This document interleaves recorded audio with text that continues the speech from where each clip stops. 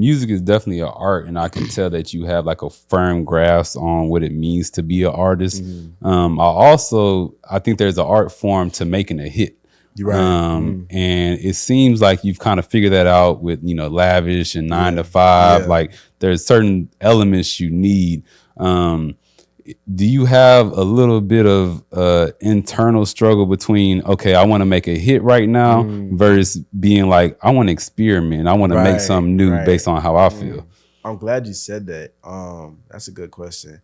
Cause I'm not gonna lie, yeah, I do. Cause it's like, trust me, but I know how to make a hit. If I really wanted to, I could just back to back to back. Oh, and I'd probably be like on top of the charts right now.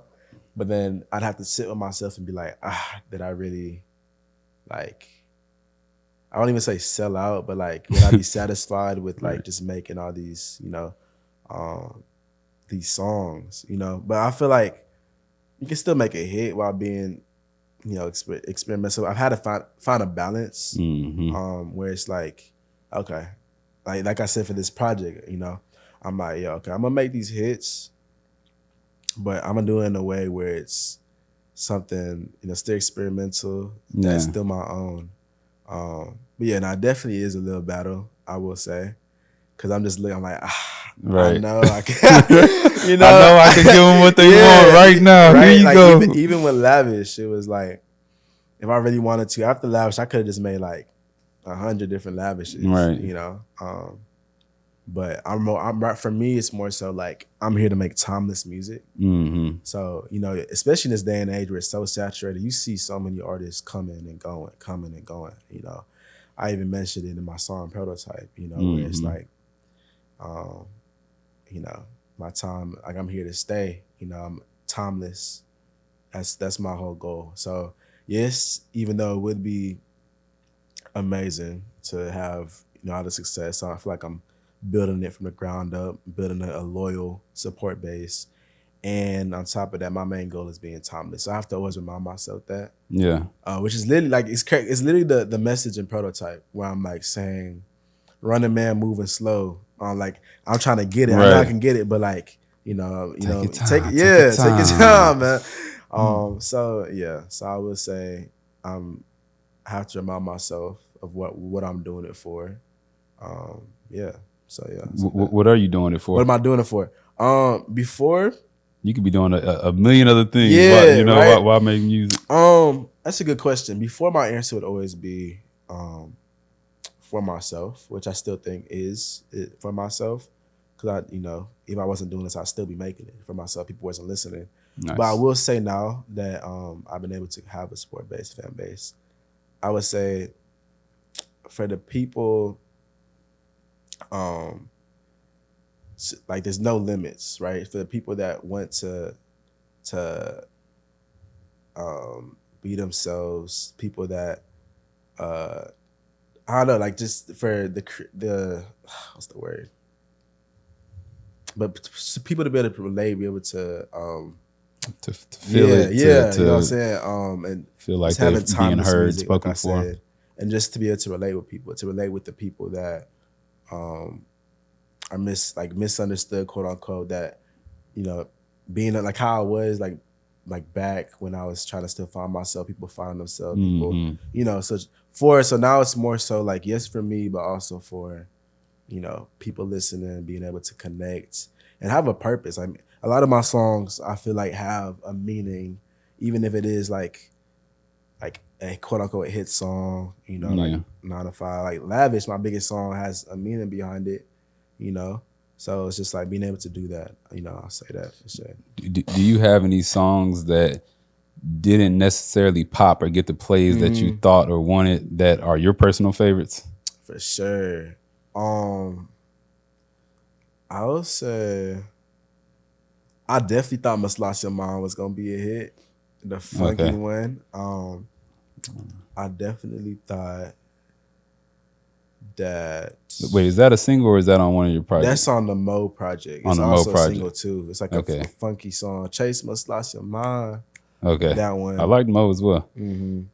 I will say a lot of the Palace Floor songs, even like Mantle, Yeah. You know, I feel like that song is just on a whole nother level. But everything has its time, you know. Even Lavish, people didn't find it till later on. So for me, I just have to remind myself, yo, like everything has its time. You know, people will come back to this. Right. It'll get its time to shine. So yeah, no, I definitely like Much Less in Mind though. The beat is insane. The chorus is so catchy. I feel like that one will definitely come back to life. Maybe we can revive it right You know now. what I'm saying? Hey, man. Maybe this is the time to Much Less in revive Mind. it. I like that. Yeah, but definitely. It seems like you're fully in your bag. You got the marketing down, the social media, the actual making the music, which is the most important. Being consistent with it. Is there anything about the music industry that you don't like or is kind of frustrating at times? Yeah, it's a lot. I've been in the industry, like I've been seeing a lot of the industry these past couple years. Even been able to like tell my friends like some like warning stuff. What I don't like, what's not gonna get me in trouble? Right. It could be one thing what you don't like the most, maybe something that happened recently that's not too damaging to anybody.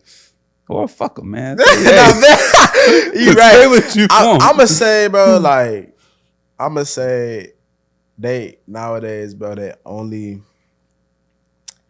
it's like they only mess with you, they only fuck with you when you have stuff going for yourself already. There's no more. I'm talking specifically like major labels and just labels and just people in general. And this is how it goes. It's like even this project, last project, I'm reaching out. I'm like, yo, can you help me with this? I'm trying to get this, you know, and it's just like, you know, they don't care until they see other people caring and it's popping off, you know. And they claim they're there for the music. They're there for the music. Oh, we like the music. But then all they looking at is the numbers. All they looking at is it's no more development. It's no more they sense the quality of music, you know. And just it's a lot of different stuff, man. There's that. There's like what else? Well, I definitely see that 100% what you're saying as far as them only wanting to hop on when it's hot. They want an artist. The A&Rs are going away. They want someone who's already popping on social media, already has all the heat around them, and then whatever it is that's popping, they just want you to do more of that. Usually, from the stories I've heard from other up and coming artists as well. Does that put more pressure on you to go in there and just try to make a hit instead of sticking to who you are and making the timeless music? Nah. When I tell you, like when Flower Me, I love Flower Me, but that's nowhere near my best song. You know, I'm glad it got the streams it has. But that was the last song I added on to Mo. You know, people said I should add it on. It's more of like a poppy feel, you know. A lot of people like it, they gravitate towards it. But for me, that's nowhere near my best, right? At the time where I was popping off, I had many people, a lot of labels were hitting me up at that time. They like the poppy sound and all that, you know. It's cool that I'm journalist able to tap into that. Right. But they were like, oh nah, like I like this sound, like, you know, you should make more of this, you know. Which I mean, it wasn't because of that, but I dropped Point of View right after that, which is another kind of pop song. But for me, like they were like, oh no, you should drop more pop songs, drop this. But I'm like, nah. You know what I'm saying? Like, nah, that's not the direction I'm trying to go into.